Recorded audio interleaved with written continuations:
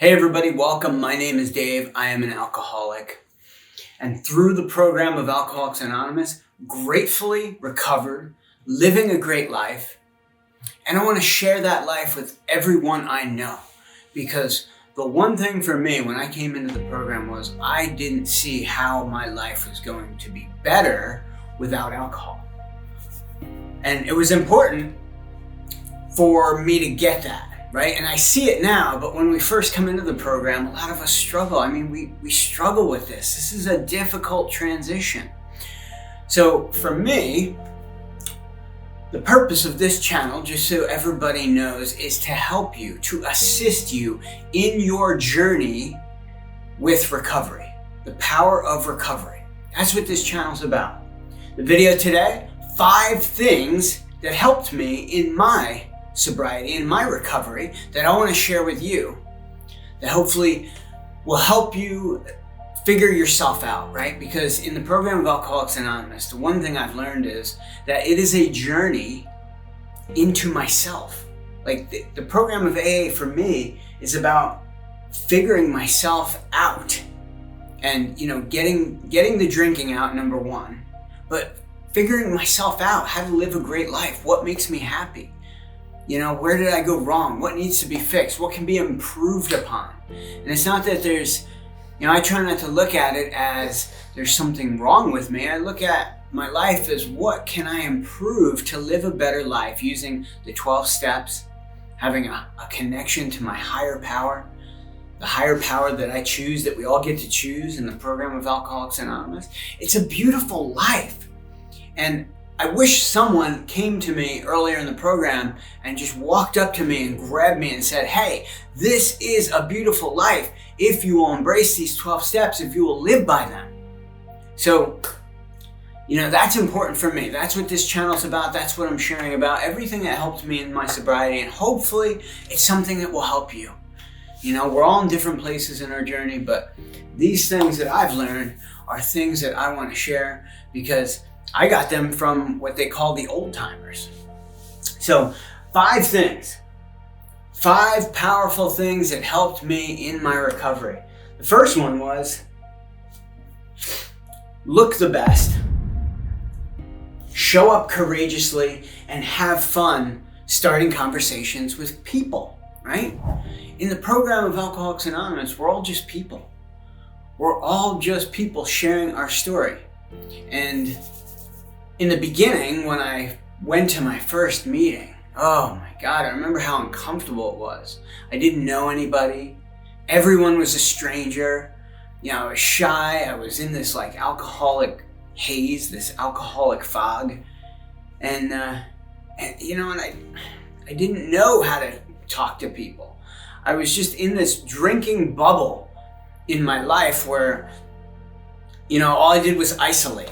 That's a huge problem for us as alcoholics. We want to isolate, we want to be alone, we drink, we get lonely, we're depressed. So what I've learned is that, an AA shared with me, this guy who had 30 some years, he said, when you go to a meeting, put on some decent clothes, look the best. When you look the best, you feel better about yourself. Now, looking the best is something that you decide for yourself. Again, there's freedom in this. How do you look the best? How do you feel the best?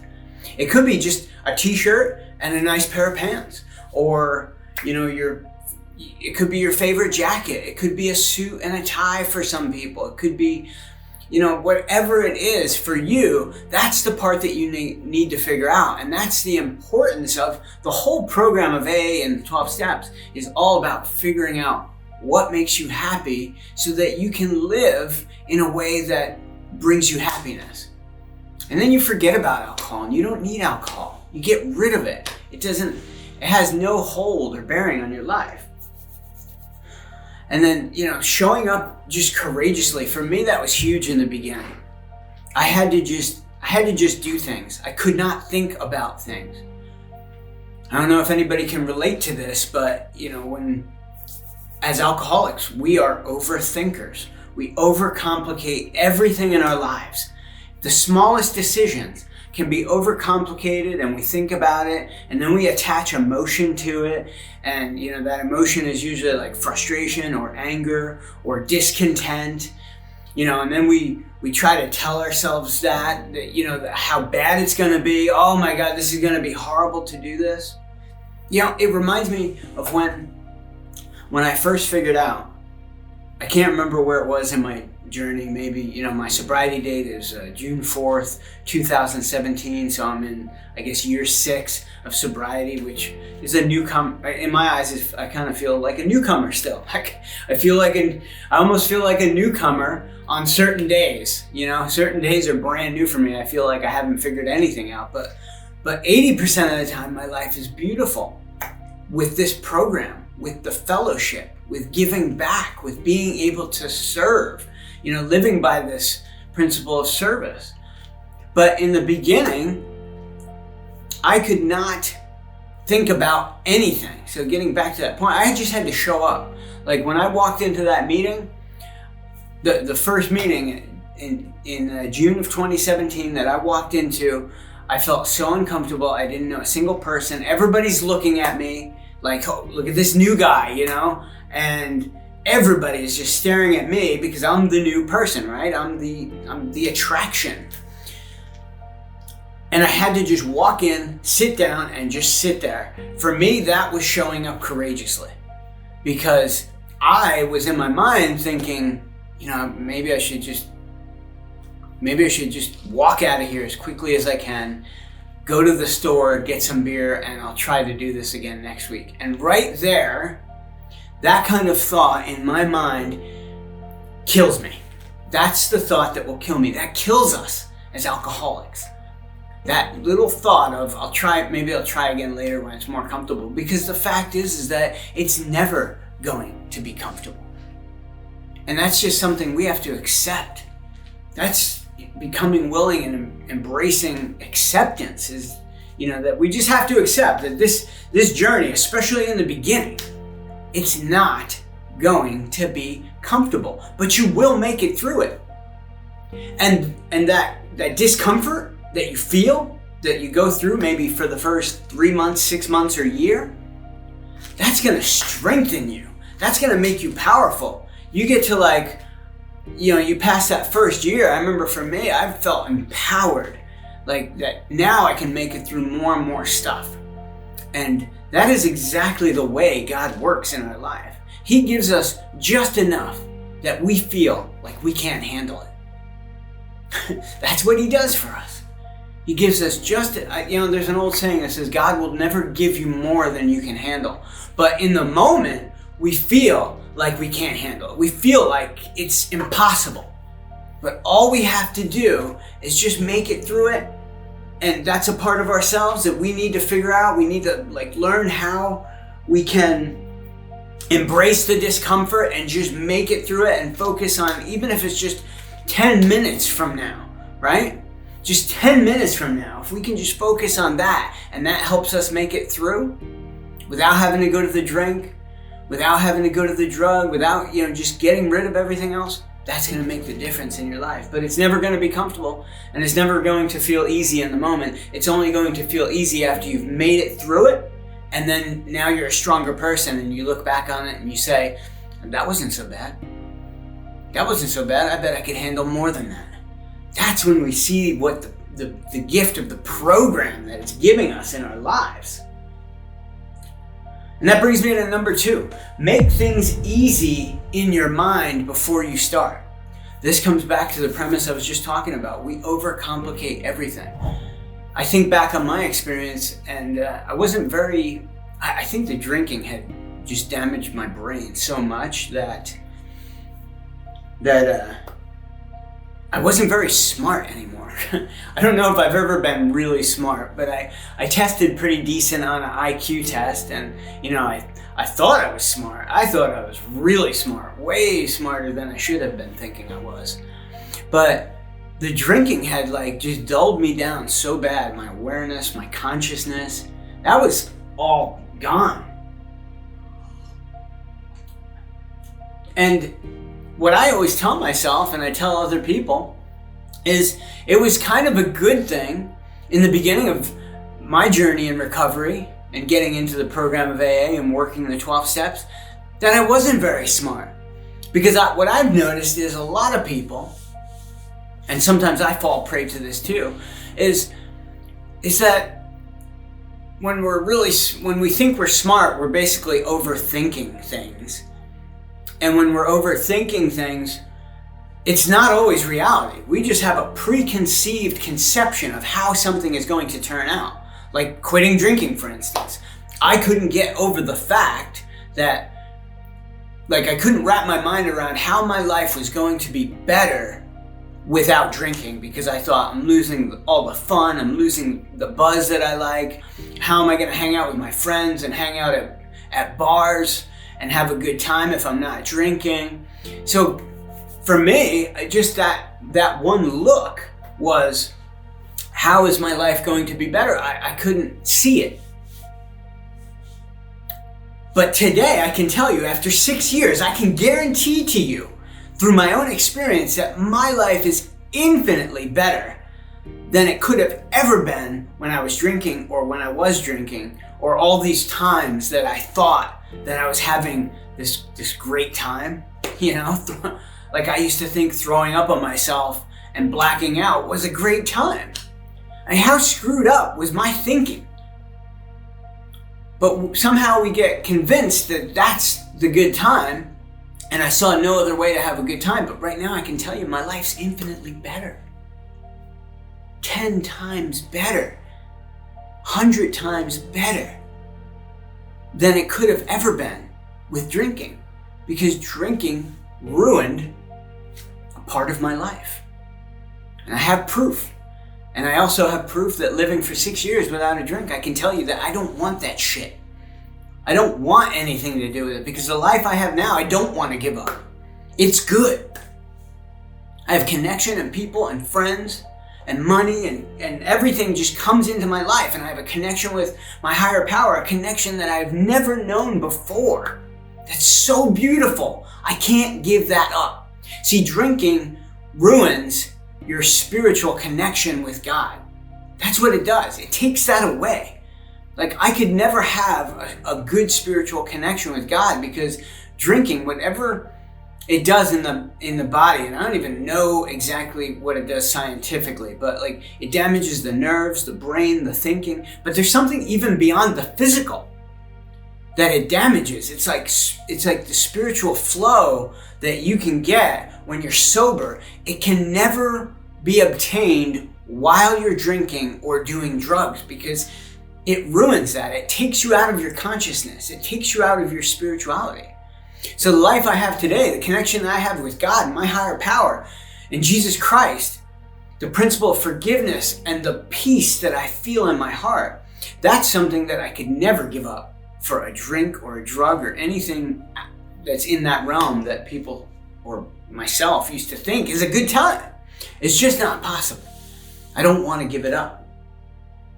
So this concept of making things easy in your mind before you go in is basically just eliminate all of what you think's going to happen. Like if you're a newcomer and you're just coming into this program, maybe you're in your first week, first couple days, or haven't even gone to a meeting, just try to disconnect any of your preconceived conceptions of what you think it's going to be like, and just go and be willing. Go to a meeting for an hour and just be willing for that hour. And just make it easy in your mind before you even go. Just think, this isn't going to be hard. I'm just going to sit and listen. Right? That's easy. We make it hard when we think it's going to be embarrassing or difficult. See, we attach as alcoholics, and myself, I attach too many emotions to things that I don't want to attach emotions to. Because as soon as I think something is going, if I speak, it's going to be embarrassing for me, people are going to look at me, they're going to laugh at me. No, I'm in a room full of alcoholics. We all have the same common problems and the same stories, just in different ways. So there's nobody in that room that's going to hear me talk and think that I'm sharing something that no one's ever heard before. So what I do is I make it easy in my mind, and I just share what's on my mind, what's on my heart, just like I'm doing right now. I'm just talking about either something that's helped me grow, a solution that I found that finally worked in my life, or maybe just something about my day, or maybe how I helped somebody or gave them a ride and how good it felt to have that service. So make things easy in your mind before you start. And you do that by just don't overthink it. Just relax. Just relax and chill out and let go. I mean, would you be surprised if I told you a lot of the program, success in the program of AA and using the 12 steps was just simply to just be relaxed and just let go. Let go of what you've heard about the program, other people's thoughts, feelings, opinions, and listen to the people that really want to help you and encourage you and give you great information. Just relax. That's the success formula. I know it sounds too easy. Number 3 is, this is one that I just love. Have a bring it mentality in everything you do, right? And this kind of goes back to, in my first one, showing up courageously. Just go all in. Like the best way I can describe this is in how it works. In the second paragraph, it says, if you want what we've got and you're willing to go to any lengths to get it, then you're ready to take certain steps. That's the deal right there with AA. That's what helped me recover. That is 100% the formula for my success in AA. I wanted what I saw all of you, the successful people who were recovered, who had 20, 30, 40 years and lived a great life. What I found is I wanted what they had, and I was willing to go to any length to get it. Just as simple as that. Because if you want what somebody has, and you're willing to go to any length to get it, you're gonna get it. You are going to get it. And that is key right there. So have a bring it mentality. You bring all 100% of yourself to a meeting. When you have a conversation with a newcomer or your sponsor or an old timer, or whoever it is, when you have a conversation, bring 100% attention and focus. Bring it. That's a bring it mentality. Number 4, focus on patience, relax and let go, stay willing and stay open. Right? This is so important. To just become willing. Every time I've ever messed up in the program of Alcoholics Anonymous, I can look back on it and I can kind of analyze the situation and look at what went on. And it was because I wasn't willing. I was closed-minded. I didn't even try, but I thought that's not going to work for me. How many times do we see that in life? Not just in AA, but in life. How many times do we see that? People just are like, no, that's not going to work for me. No, thank you, goodbye. And they just close it, and they just close their mind to it. But I'm telling you, if you open your mind, that's what somebody came to me and they said, why don't you just become willing? Just become willing to do it. If you really want to feel better, if you really want a good life, if you don't want to be a slave to drinking, because that's what we all experience as we become. If you're truly an alcoholic and you don't quit drinking, you are a slave to it. You will become a slave to it. And for me, I hated that feeling. I hated the feeling of being tied to this external thing that kept me in my house because I had gotten a DUI and I was too afraid to get behind the wheel of a car. So I was trapped in my house. As soon as I started drinking, I couldn't leave because I thought I'm going to get another DUI and go to jail, and I don't want that. But you're constantly a slave to drinking, and that was the part that I hated. That was what gave me if you want what we have and you're willing to go to any length to get it. I wanted a good life, but I was trapped in drinking. And I wasn't patient. Drinking took patience away from me. Drinking made me reactive, angry, sometimes violent. Either that or I was blacked out, didn't know anything of what was going on. So we learn to relax.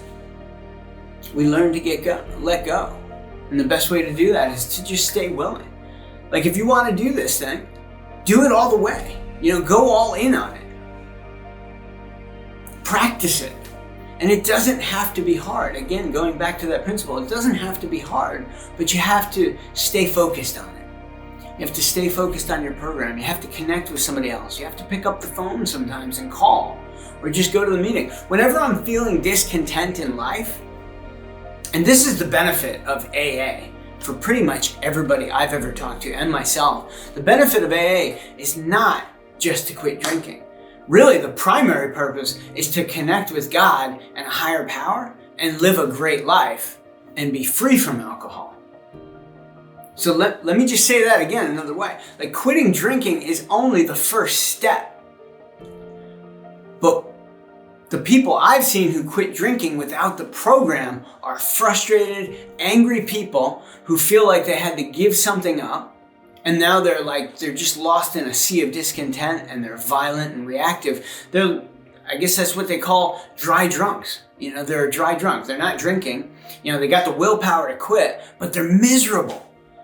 And for me, I was like, well, I don't want that life. That's what I didn't know AA was going to do for me in the beginning. That's what I didn't know.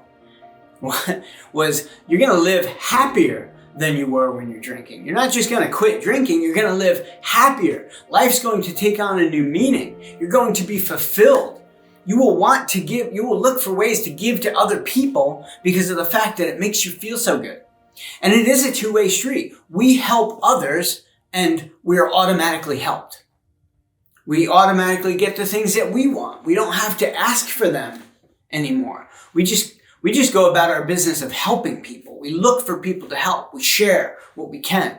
We understand that we can't force anything on anyone. I learned that hardcore this year in 2023. I learned that you can't give the program of AA to someone who doesn't want to quit drinking. And for me, it's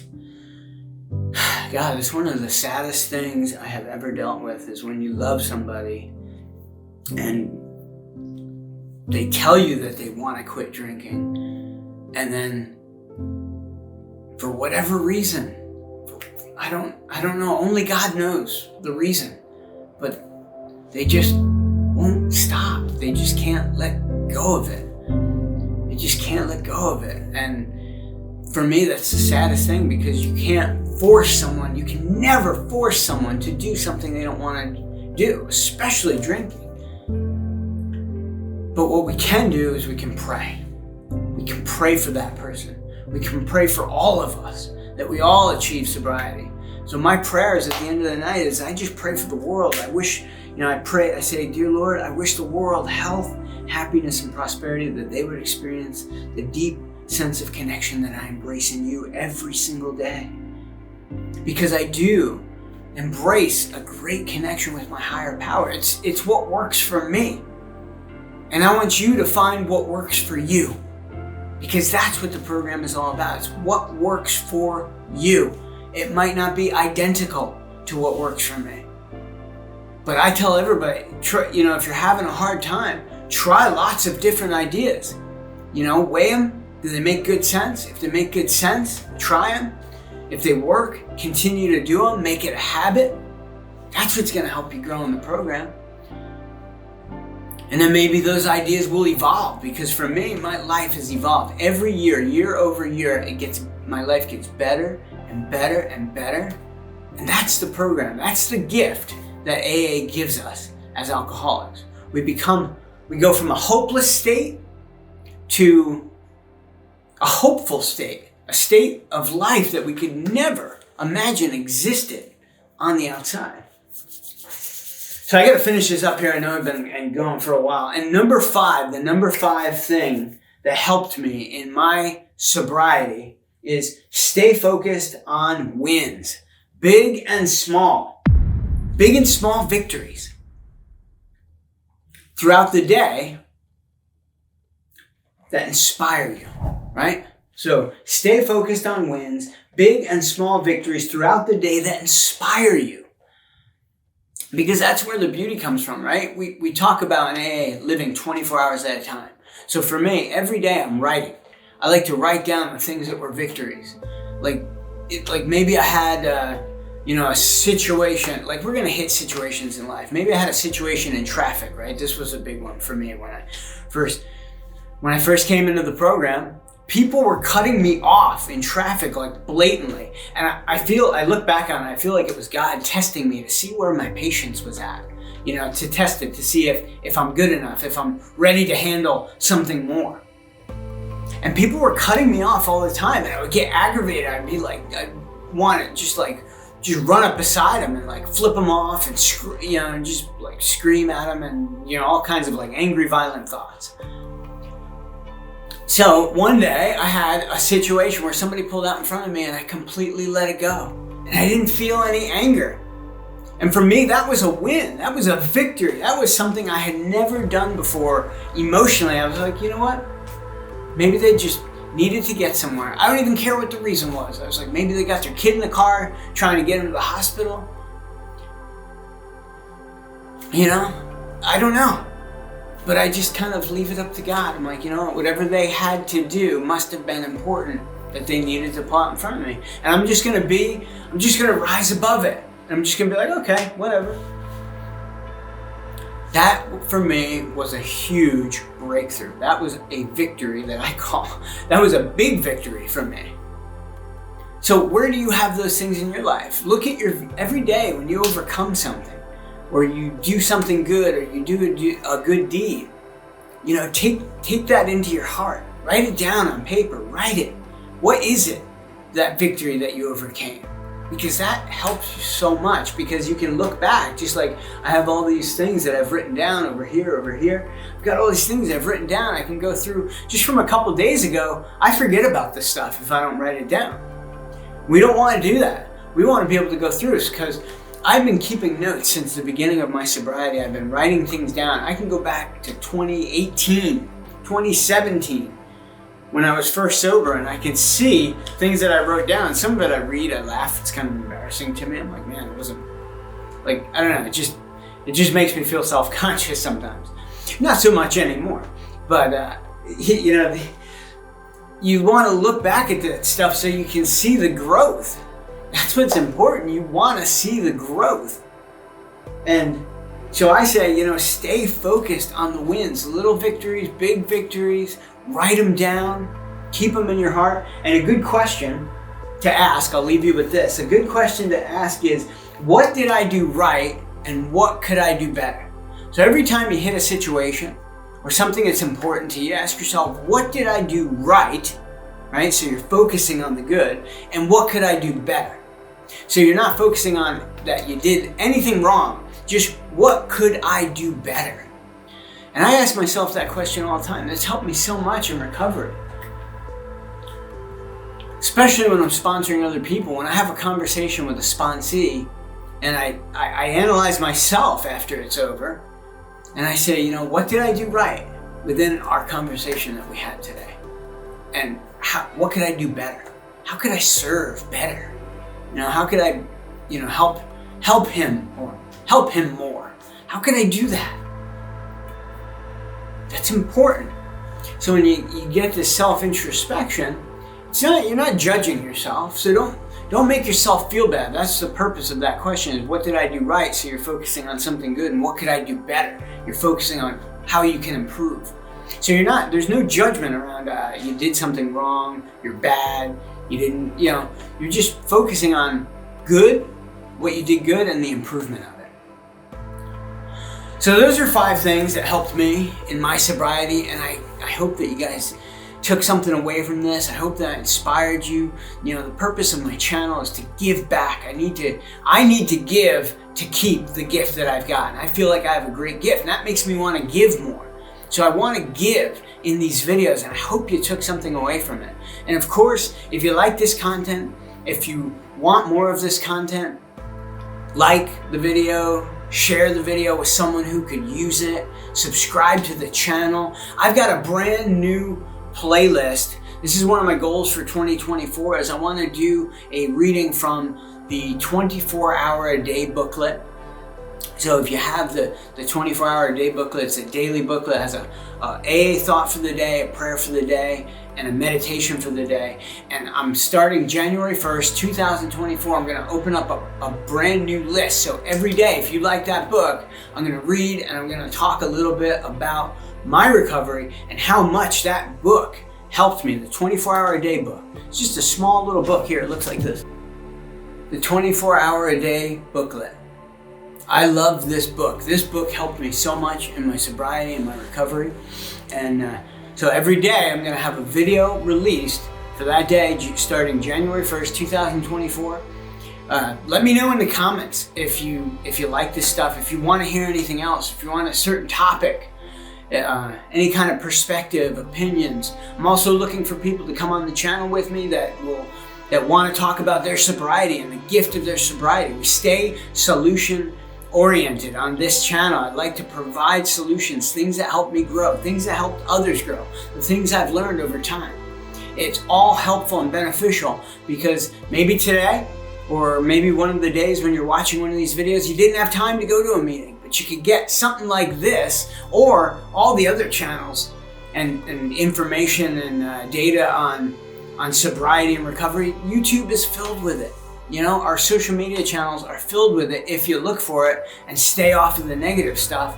But it's hard. So this is another way for you to help, to help you in your journey of recovery. And I hope you have a great day today. I wish you the best, and I want to see you out there living the best life ever in 2024.